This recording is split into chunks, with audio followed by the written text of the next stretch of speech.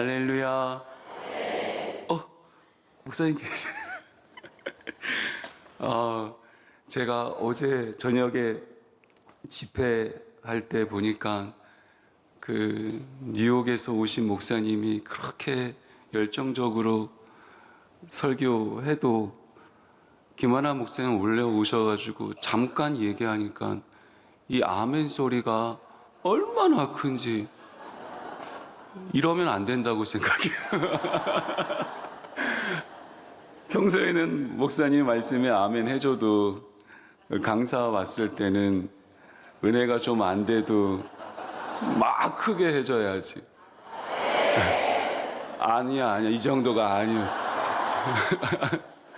어제 그래서 제가 옆에서 보면서 너무 좋았어요. 그래서 우리 김하나 목사님을 우리 성도들이 너무 사랑하는구나, 잘 믿고 따르는구나 생각이 들어서 너무 좋았습니다. 예, 저는 아멘 안 하는 거에 익숙해요. 저희 교인들은 점잖아서 보통 아멘을 안 해요. 그러니까 부담 갖지 마시고 그래도 뭐 하고 싶으면 안 달라면 하시기를 바랍니다. 그래서 오늘 이 귀한 강단에 이렇게 서게 해주셔서 우리 김하나 목사님께 너무 감사드리고 또 당에 또 감사드리고, 제가 여기 서고 싶었어요. 왜냐하면 감사 인사를 꼭 하고 싶어서요.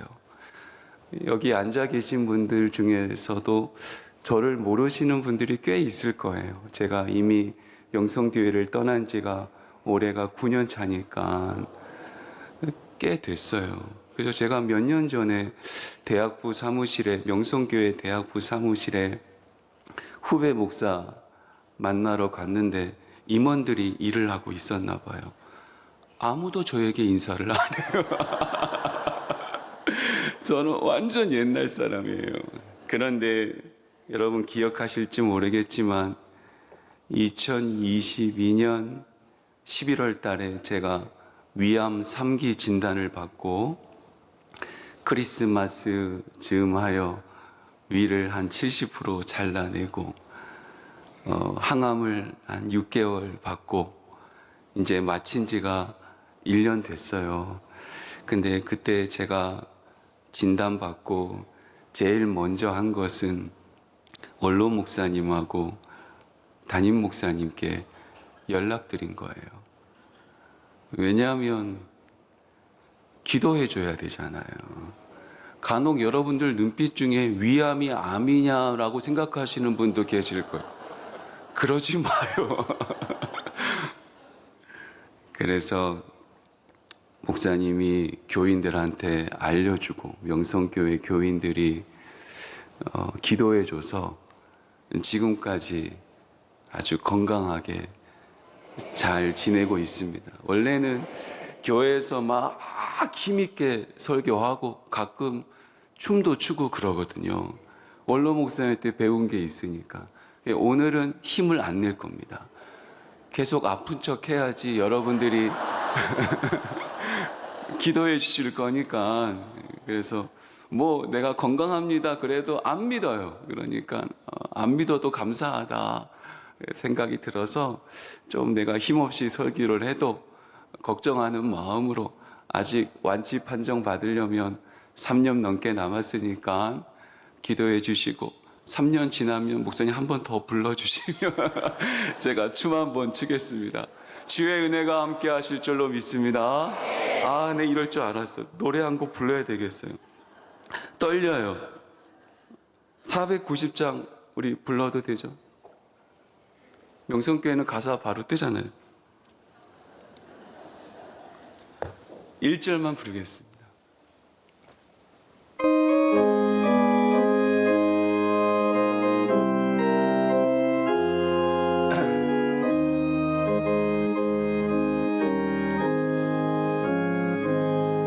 주여 지난 밤 내 꿈에 배었으니 그 꿈 이루어 주옵소서.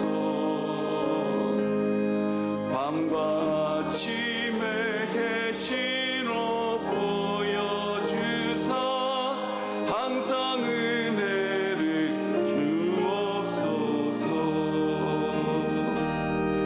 나의 놀라운 꿈 정녕 남이 끼는 장차 큰 은혜 받으려니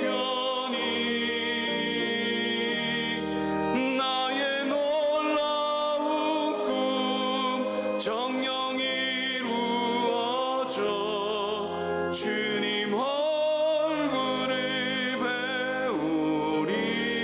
후렴 나의 놀라운 꿈 나의 놀라운 꿈 정녕 저 주님 얼굴을 배우리라.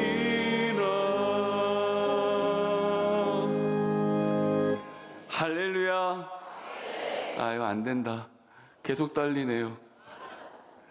그래도 제가 떨려도 주의 영은 떨리지 않을 줄로 믿고 저에게 은혜 주신 그 하나님의 이야기가 여러분에게도 큰 은혜와 위로와 감동이 될 줄로 믿습니다.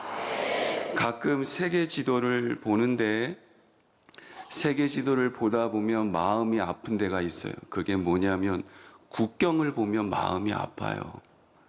어느 나라 국경도 아픈 이야기가 없는 데는 없어요.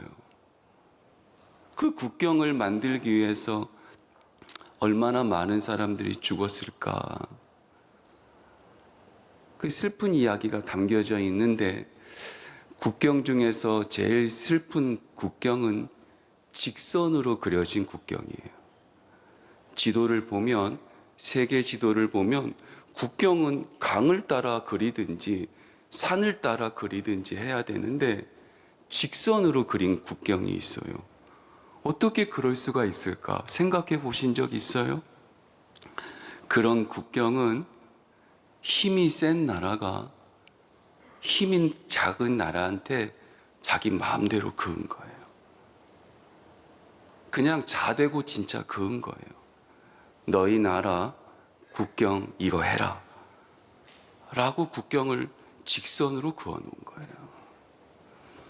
우리나라 지금 남북으로 갈라져 있는 휴전선은 꼬불꼬불하잖아요. 경기도 쪽은 내려왔고 강원도 쪽은 올라갔다고. 그래서 제가 얘기를 들어보니까 이 강원도 쪽은 우리 국군들이 싸웠고 경기도 쪽은 유엔군이 싸웠대요. 그래서 우리 한국군은 조금이라도 더 차지하려고 목숨 걸고 싸우니까 국경이 이렇게 올라가 있고 이 경기도 쪽은 오히려 내려가 있다고 그러는 거예요. 슬픈 이야기죠. 근데 휴전선 전에 우리나라에 국경이 뭐가 있었어요? 38선이 있었잖아요. 38선은 북이 38도로 그은 거예요.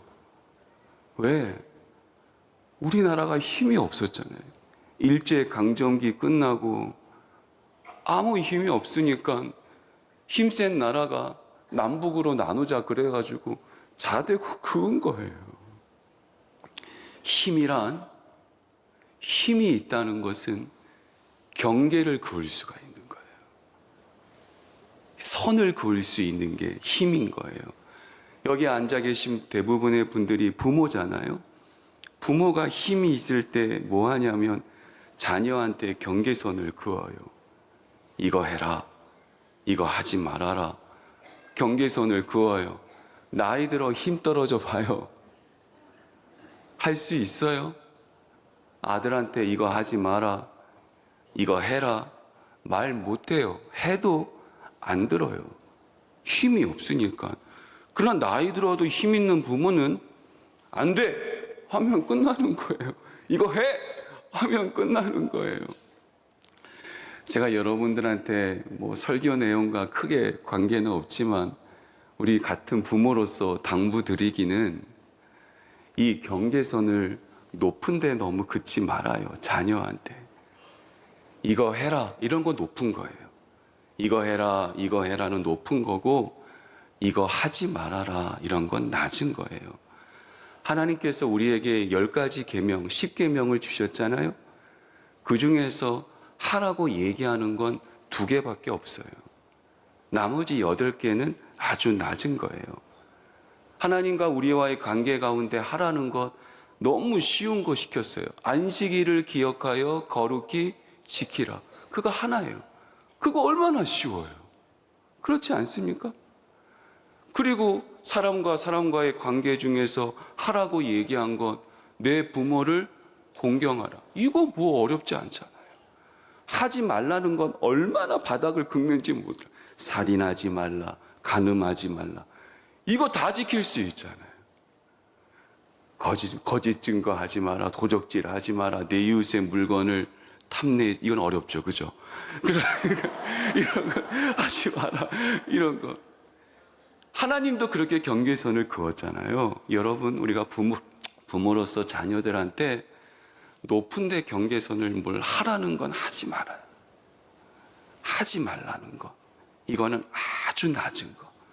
살인하지 말라. 지금으로 얘기한다면 아들한테 넌 살인하지 말라. 이렇게 얘기하지 말고 욕하지 마. 우리 아들은 욕만 안 하면 돼. 그리고 공부 1등해. 이러면 안 된다는 거예요. 욕만 안 하면 돼. 그렇게 낮춰놓으면 돼요. 그러면 아이가 이 부모가 그어놓은 경계선에서 신나게 살 수가 있는 거예요. 오늘 본문 말씀에도 하나님께서 경계선을 그어준 이야기거든요. 신명기 말씀은 가나안 들어가기 직전에 모세가 요단강 건너지 못하고 그곳에서 죽잖아요. 죽기 전에 유언으로 남긴 게 신명기 말씀이에요. 근데 오늘 본문의 말씀에 요단 동편, 요단강 건너가서 가나안 가기 전에 세 지파가 거기에 머물기로 했어요. 남쪽에는 루벤 지파, 북쪽에 그 중간에는 갓 지파, 맨 꼭대기에는 므낫세 지파가 남기로 했어요. 그걸 하나님께서 경계선을 그어주는 거예요. 남쪽은 여기까지다. 더 내려가면 안 된다. 신기하죠? 그어주신 거예요. 동쪽 여기까지다. 더 넘어가려고 욕심내지 말아라. 여기까지다. 북쪽 여기까지다. 뭐 서쪽은 요단강이 있으니까 하나님께서 경계선을 동서남북으로 다 그어주시고 거기에다가 루벤 지파, 갓 지파, 므낫세 지파가 사는 곳에 작은 성음도 하나님께서 경계선을 그어주셔서 그 성을 가리켜 도피성이라 그랬어요. 그래서 부지 중에 의도 없이 살인한 사람도 이 성에 들어오면 안전하게 해줘라. 그냥 살려줘라. 이게 하나님께서 경계선을 다 그어주셨어요. 여러분 잘 보세요. 우리가 신앙생활을 열심히 하고 광야생활 오래 지나가다 보면 하나님께서 우리에게 주시는 축복이 있는데 그것이 뭐냐면 우리의 삶에 경계선을 그어주시는 거예요. 하나님이 내가 너에게 이것을 주노라 하면서 경계선을 그어주는 거예요. 예를 들면 이런 거예요. 여러분 가정 있잖아요. 막 가정을 위해서 아둥바둥 하면서 막 열심히 신앙생활도 하는데 하나님께서 우리에게 복을 주기 시작할 때 그때 어떤 일이 일어나냐면 이 가정이 하나님이 내게 주신 가정이구나. 이 경계선이 보여요. 처음에는 힘이에요. 근데 어느 날 하나님 앞에 큰 은혜를 받게 되면 맞아. 이 남편이, 이 아내가, 이 자녀가, 이 아들이, 이 딸이 하나님이 내게 주신 것이구나. 그걸 보면 완전히 새로워져요. 완전히 새로워지는 거예요. 부모가 자녀를 봤을 때 말로는 하나님이 내게 주신 자녀라고 얘기하지만 경계선이 잘 안 보여요. 근데 어느 날 지지고 볶고 싸워도 해결이 안 됐는데 신앙생활 하다 보니까 하나님이 은혜를 주시는데 하나님이 이 자녀를 내게 주셨구나. 하나님, 이 아들이 내게 주신 기업입니다. 이렇게 고백하는 그런 귀한 은혜가 있다는 거예요. 자녀가 부모를 볼 때도 그렇잖아요. 근데 또 가서 집에 가서 그러지 마요. 야, 내가 오늘 김할 목사님 설교 듣고 왔는데 나는 이미 알고 있었어. 네가 나의 경계선 안에 주신 하나님의 기업인 거 알고 있었어. 너도 봐야 돼. 엄마가 하나님이 너에게 주신 엄마야. 경계선이 있다는 걸 봐야 돼. 이러지 마요. 그건 말로 되는 게 아니라 은혜 받아야 돼요. 저는 목사임에도 불구하고 부끄러운 고백인데 저희 어머니 아버지 다 돌아가셨거든요.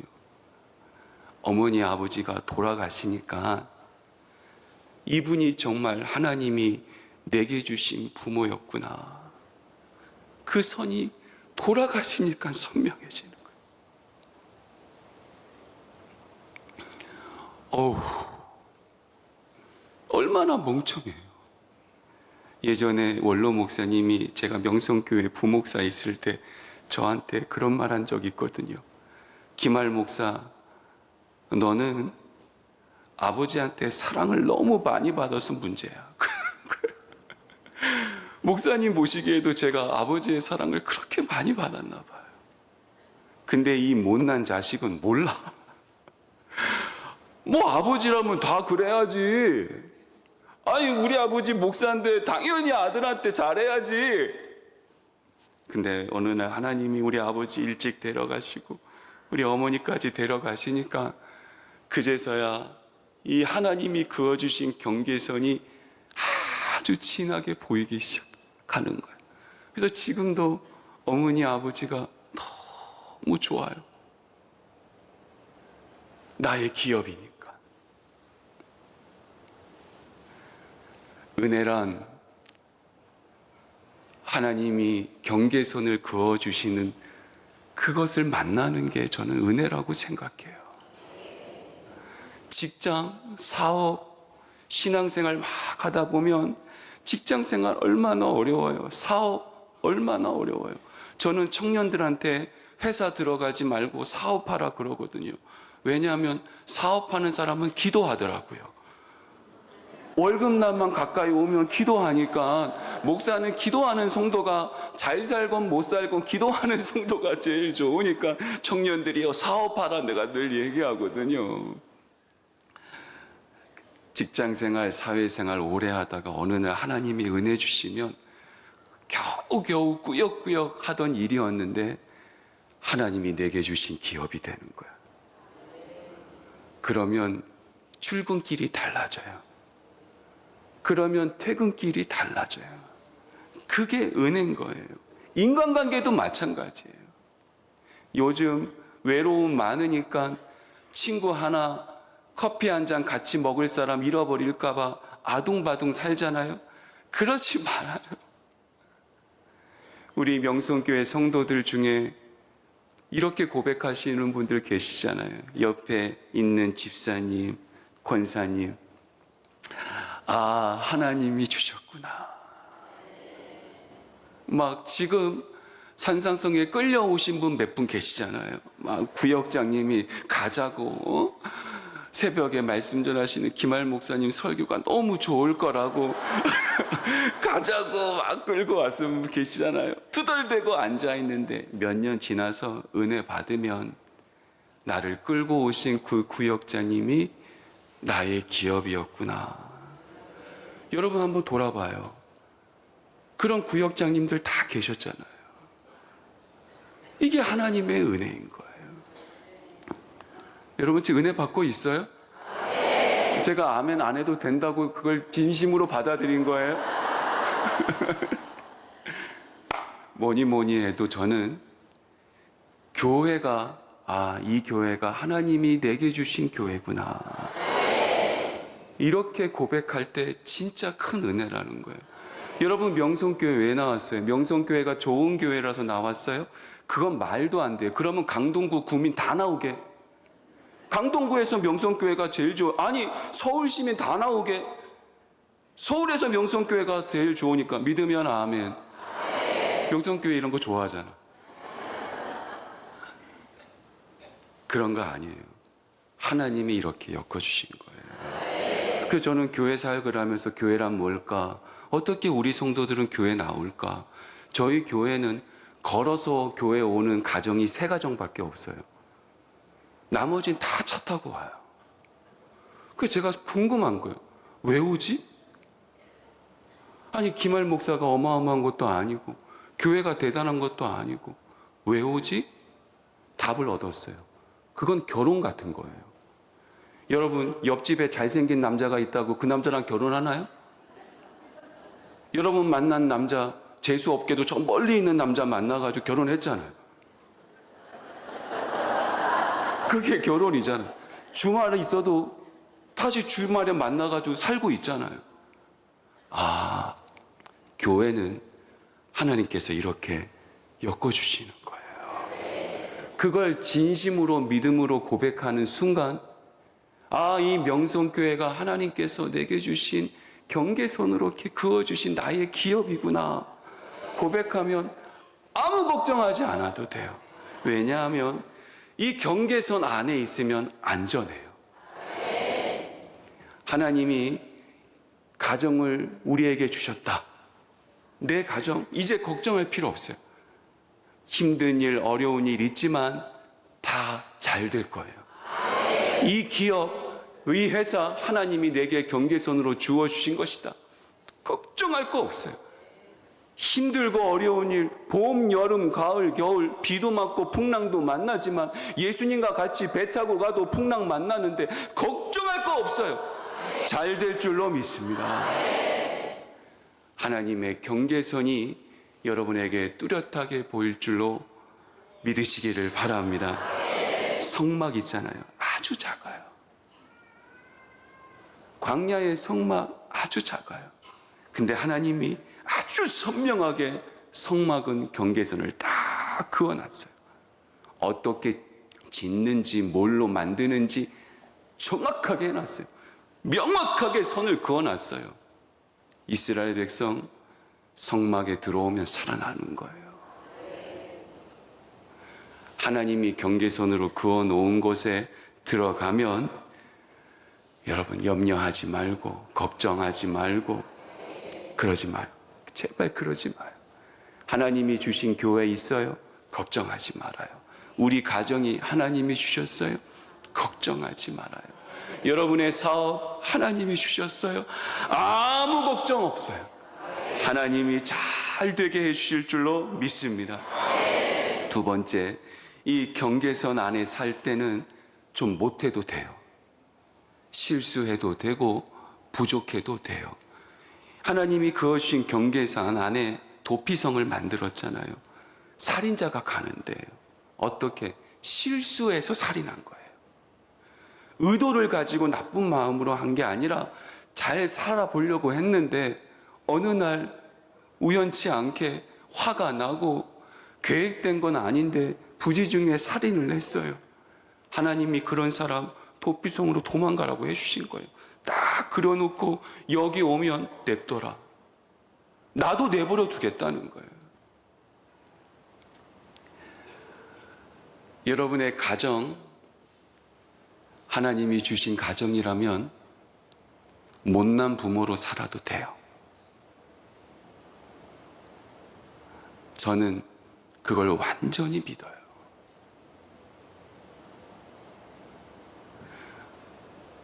좋은 부모 되고 싶죠. 어떻게 해야 돼요? 저는 아직도 잘 모르겠어요.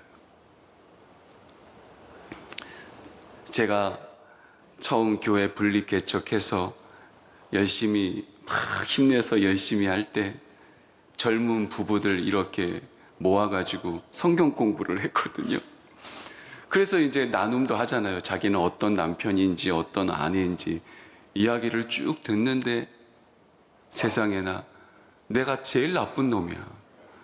요즘 젊은 사람들이 얼마나 서로 잘하고 자녀한테도 얼마나 잘하는지 내가 제일 나쁜 놈이야. 그래서 그만뒀어요. 너무 잘하니까 에이 잘 살아라라고 그만뒀어요. 좋은 아버지 어떻게 하면 돼요, 여러분? 잘 안 되잖아요. 좋은 아내, 좋은 남편 어떻게 하면 돼요? 저희 아버지가 돌아가시기 전에 이 원주 수양관 원목으로 마지막에 근무했거든요. 제가 여기 오기 전에 아버지가 계시던 사무실, 빈 사무실에 앉아 있다 왔거든요. 마음이 좀 그렇더라고요. 근데 제가 결혼하고 진짜 제가 이 얘기 설교 시간에 하니까 모자실에 있던 엄마들이 짜증나 이럴 때요. 제가 얘기하는 거 보고. 왜냐하면 제가 결혼하고 휴가를 아버지 집으로 왔거든요. 10년 동안 아버지 집으로 왔어요. 이 수양관으로 왔어요. 세상에 이런 나쁜 남편이 어디 있어요. 그러니까 모자실 엄마들이 듣다가 짜증내는 거예요. 목사님 그건 아니죠 막 그러는 거예요. 어떻게 해야 돼요? 그러면 휴가 때마다 아내가 좋아하는 대로 최선을 다해서 휴가 가면 부부 사이 좋아져요? 아니라고 봐요. 제가 주례한 사람들이 많잖아요. 그래서 잘 살고 있는지 늘 걱정되고 그러는데 그 SNS로 어떤 젊은 부부, 내가 주례한 부부가 막 여행을 가고 신나게 놀고 그래가지고 잘 살아서 다행이다 그러는데 얼마 안 있어서 저한테 전화 와서 목사님 제가 집을 나왔어요. 왜? 남편이 칼을 들고 와가지고 집을 나왔어요. 어디 갈 데가 없어요. 나한테 와라. 제가 호텔 잡아주고 며칠 쉬었다가 다시 가라고 그랬어요. 근데 내가 물었거든요. 너 며칠 전만 해도 잘 살지 않았느냐? 내가 보니까 일본 놀러 가서 신나고 그러던데. 그러니까 그거 사진 찍고 싸우고 왔어요. 그러는 거예요.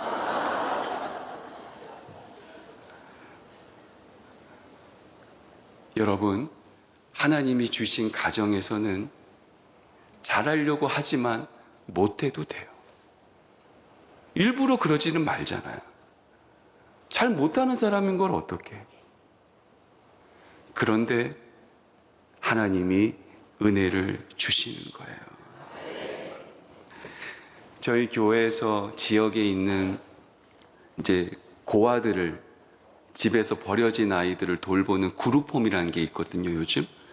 그룹홈 몇 곳을 돌보고 있어요. 돌본다고 말하기는 좀 어렵고, 한 달에 한 번 정도 아이들 데리고 외식할 수 있는 비용을 저희가 섬기고 있거든요. 그러면서 들은 이야기인데, 요즘 고아는 거의 고아가 없대요. 다 부모님이 계시대요. 그러니까 부모님이 몰래 버린 애들도 별로 없대요. 그냥 부모한테 맞아서 도망쳤거나, 부모가 멀쩡한데 일한다고 아이들을 맡기거나. 그래서 또 부모가 형편이 어려운 것도 아니에요. 가끔 명절에 아이들 보러 오면 막 벤츠 타고 오고 그런데요. 근데 제가 제일 마음 아팠던 건 뭐냐면, 쌍둥이가 있는데 무당이 한 명은 버리라 그랬대요. 이 미친 무당이 다행이에요. 그 부모가 그 아이를 하나를 버린 거예요. 그래 놓고 아이 그룹홈에서 혜택을 준다고 바이올린 레슨 시켜주고 태권도장 보내주고, 그게 무슨 소용이 있냐는 거예요. 많이 가졌다고 되는 게 아니에요. 우리가 하나님이 주어주신 경계선에 살면 조금 부족해도 하나님이 은혜 주실 줄로 믿습니다. 제가 이제 교회 사역을 이렇게 하는데, 부목사로 있을 땐 담임 목사 하면 엄청 잘할 줄 알았거든요. 들어라 교구장들아.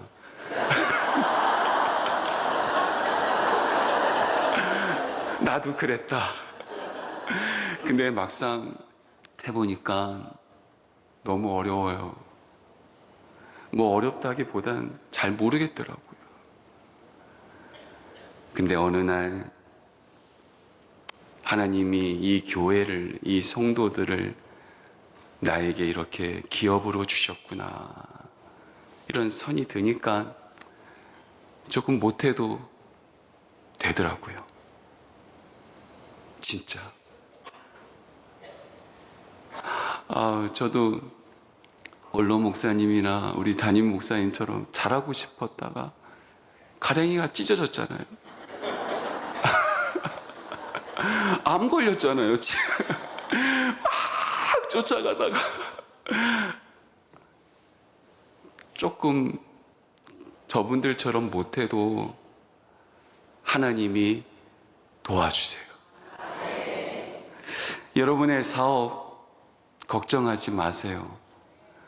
하나님이 이른 비와 늦은 비를 내려주셔서 때가 되면 열매 맺게 하여 주시고, 우리가 시냇가에 심겨진 나무가 되었으니 시절을 쫓아 반드시 과실을 맺을 줄로 믿습니다. 세 번째, 이렇게 경계선이 그어지면 받는 은혜가 있는데 그걸 깨달아요. 이 모든 것이 나의 수고로 이루어진 것이 아니구나라는 걸 알게 돼요. 다른 말로 표현하면 나만 고생하고 나만 희생한 것이 아니라 우리 경계 안에 있는 모든 사람들이 희생했구나, 그걸 알아요. 이제 부모잖아요. 저는 남편이잖아요. 이 가정을 위해서 열심히 일하잖아요. 아내도 열심히 일하잖아요. 자녀들 이건 받아먹기만 하고 말은 안 듣고 속상하죠. 여러분, 주님이 그어주신 경계선 안에 들어가면 은혜를 받는데 눈이 떠져요. 우리 아이도 많이 참았구나. 여러분 한번 오늘 봐봐요. 교회 학교 어린 아이들한테 이 젊은 엄마들이 대하는 것, 아빠들이 대하는 것 봐요. 아이들을 이렇게 높일 때도 있지만 나쁘게 보면 막 할 때도 있어요. 아이들이 참는 게 있어요. 이 경계선 안에 있을 때 그곳에 있는 사람이 어느 누구도 희생하지 않으면 은혜를 누릴 수가 없는 거예요. 반드시 그런 거예요.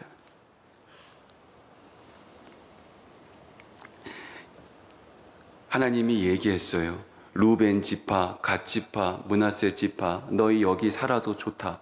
대신 너희들 요단강 건너서 가나안 땅 점령할 때 너희 군인들도 다 나가 싸워라. 왜? 이 루벤 지파, 갓 지파, 므낫세 지파, 요단 동편의 땅 너희들이 얻은 게 아니야. 같이 싸워서 얻은 거야. 그러니 저 가나안 땅 다 점령할 때까지 너희 군인들도 함께 나가 싸워라. 너희들 혼자 힘으로 된 것이 아니다라는 거예요. 저희 아버지가 교회 개척하고 건축을 했는데 돈 없이 시작했더니 너무 어려운 거예요. 공사가 다 끝나고 나니까 그때가 벌써 몇 년 전이야. 꽤 됐는데 빚이 17억인 거예요. 제1금융, 제2금융 막 빚쟁이들 찾아오고 교회가 경매될 위기에 놓이고 빚쟁이들은 찾아와서 막 들어눕고, 그러면 어머니가 아침, 점심, 저녁 밥해 먹이고 달래가지고 돌려보내고, 교회 막 경매될 것 같으니까 아버지는 집에서 잠도 못 주무시고 교회 강단에 이불 가지고 올라가서 주무시는 거예요. 하나님 앞에 떼쓰는 거죠. 시위하는 거죠. 도와달라고. 그런데 그때쯤 저희 집에 저희 누님이 계신데 누님이 딸을 낳았어요. 하은이라고. 근데 아버지가 밤에 강단에 가서 주무시기 전에 하은이 보러 왔어요. 그리고 정말 웃을 일 없는데 온 가족이 하은이 보고 웃는 거예요. 그 녀석이 저희 가정 살렸어요. 아무것도 못하는 아이잖아요. 근데 그 아이가 저희 아버지 살렸어요. 견디게 해주신 거야. 이 빚은 명성교회가 다 갚아줬어요. 너무 감사하죠. 말할 수 없이 감사하죠.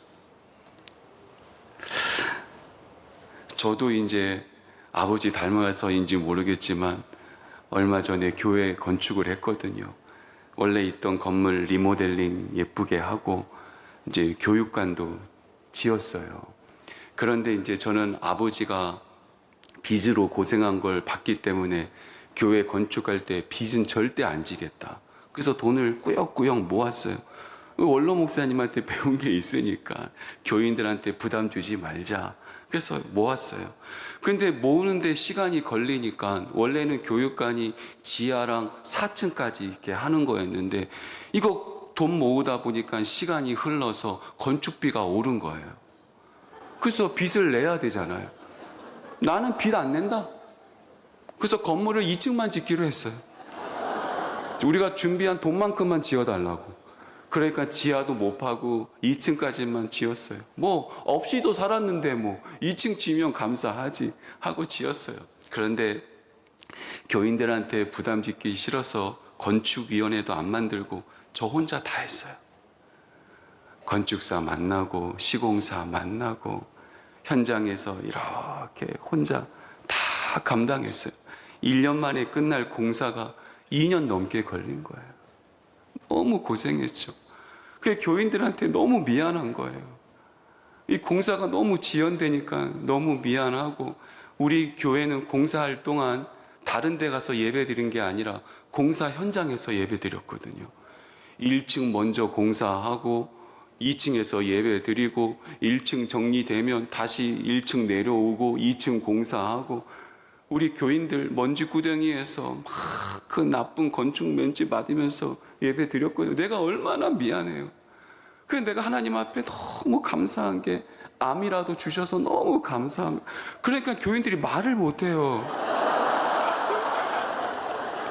목사님 왜 이렇게 공사가 지연됩니까? 우리 교회 아무도 말을 안 해요. 암 환자한테 누가 말을 하겠어요?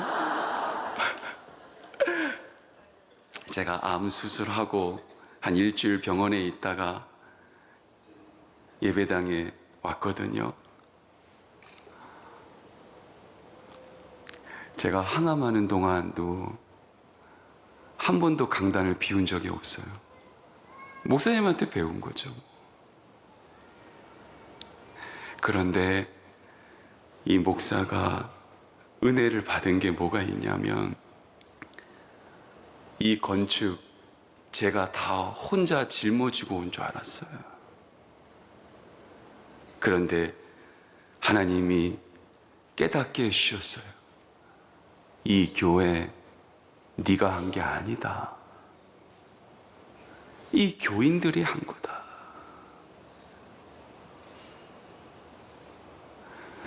명성교회 가끔 올 때마다 감동을 받는 건 뭐 아름다운 건물도 아니고 장식된 것도 아니에요. 저는 변함없이 막 기쁘게 섬기며 막 웃으면서 다니는 여러분들 보면 아, 이게 명성교회구나. 우리 원로 목사님, 김하나 목사님, 그 짐 이루 말할 수 없죠. 그러나 어느 날 은혜 받으면 이 교회는 여러분 모두가 함께 짊어져서 이렇게 좋은 교회로 남게 되는 거예요. 뭐 좀 무거운가? 대한민국 보잖아요. 하나님 앞에 은혜 받은 성도들은 보여요. 이 대한민국을 하나님께서 이렇게 경계선을 그어준 게. 우리나라 이거 하나님이 경계선 안 그어주면 어떻게 살아요? 우리나라 역사 알잖아요. 하나님이 경계선을 그어주지 않으면 러시아, 중국, 일본 막 우리 계속 괴롭혔잖아요.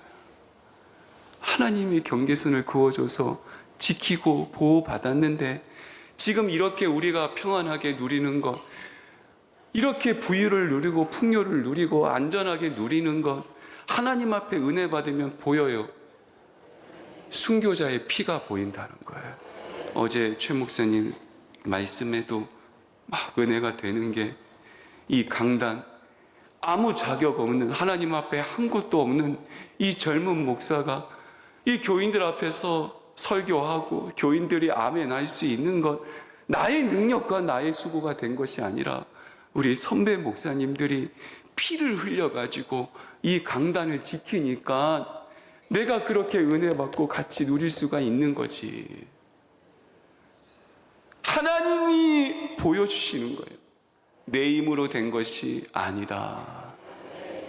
여러분, 하나님 앞에 큰 은혜 받아서 가정으로 들어갔을 때 나의 가정이 하나님이 주신 기업임을 고백하게 하시고, 더욱 고백해야 될 것은 나의 수고로 된 것이 아니라 우리 모두의 희생으로 되었다 고백하는 은혜가 있기를 바랍니다.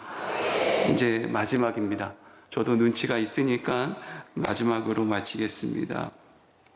은혜 중에 제일 큰 은혜는 뭐냐? 뭐니 해도 경계선이 넓어지는 거예요. 이제 내 가정만 돌보다가, 내 직장만 돌보다가, 우리 교회만 돌보다가 은혜를 주시면 다른 교회도 돌보고 나라도 돌보고 한 번도 가보지 못한 사람까지 돌보는 이 경계선이 넓어지는 게 은혜인 거예요. 매일같이 내 가정만 기도하다가 내 옆에 있는 구역 식구 가정을 위해서 더 많이 눈물로 기도하는 것, 그게 경계선이 넓어지는 거예요. 성도가 받을 수 있는 최고의 복은 경계선이 넓어지는 거예요. 예수님께서 하늘로 올라가시기 전에 제자들에게 말씀하셨잖아요. 오직 성령이 너희에게 임하시면 너희가 뭘 받는다고요? 권능을 받는다. 권능이 힘이잖아요. 힘은 뭐냐면 경계선을 그을 수 있는 게 힘이라는 거예요. 그러면서 하시는 말씀이 너희가 권능을 받으면, 힘을 받으면 경계선이 넓어질 것이다. 예루살렘과 더 넓었어. 온 유대와 더 넓었어. 네가 한 번도 가지 않았던 사마리아까지 더 넓었어. 땅끝까지 이르러 내 증인이 될 것이다. 경계선이 넓어지는 거예요. 역대기상 4장 말씀에 야베스란 사람이 나옵니다. 이 야베스가 하나님께 기도하죠. 주께서 내게 복을 주시려거든. 옛날 번역은 내게 복에 복을 더하사, 그러면서 첫 번째로 기도한 것이 뭐냐면 하나님, 나의 지역을 넓혀 주옵소서. 나의 지경을 넓혀 주옵소서. 나의 경계를 넓혀 주옵소서. 예, 제가 암 걸린 거 뽕을 뽑아야겠어요. 내가 한마디만 더 하면, 암 걸리고 은혜 받은 게 뭐냐면, 첫 번째 은혜가 내가 있는 생명 진짜 가볍더라. 이거 아무것도 아니더라. 나 하나도 안 아팠거든요. 이거 사진을 보니까 위궤양이 이만큼 있었어요. 위궤양이 심해져서 암이 된 거예요. 저는 한 번도 위가 아픈 적이 없어요. 죽을 수 있대요. 제가 항암 다 받았잖아요. 지금 저의 생존 확률이 40%예요. 그러니까 저와 같은 사람, 저같이 수술하고 항암 받은 사람들, 이렇게 멀쩡하게 사는 사람들 중에 10명 중에 6명은 죽는다는 거예요. 사람의 생명 아무것도 아니에요. 제가 항암에 대해서 말하고 싶은데 이것도 은혜돼요. 5년 뒤에 봐요. 근데요, 제가 깨닫는 게 생명 이거 진짜 아무것도 아니구나. 그러면서 선명하게 보이는 것이 하나님이 주신 생명이 명확하게 보이는 거예요. 영원한 생명이 명확하게 보이는 거예요. 그러면서 하나님이 추가적으로 주신 은혜가 뭐냐면, 저는 70만 생각하고 있었어요. 70이여 빨리 와라. 내가 그때까지는 하나님 앞에 충성되게 목숨 걸고 70까지 열심히 하고 70되면 딱 놓을 거야. 나를 그때부터 목사라고도 부르지 마. 나를 찾지도 마. 70 끝나면 난 다 놓을 거야. 교인들한테 아예 설교 시간에 얘기했거든요. 저는 70까지만 열심히 할 겁니다.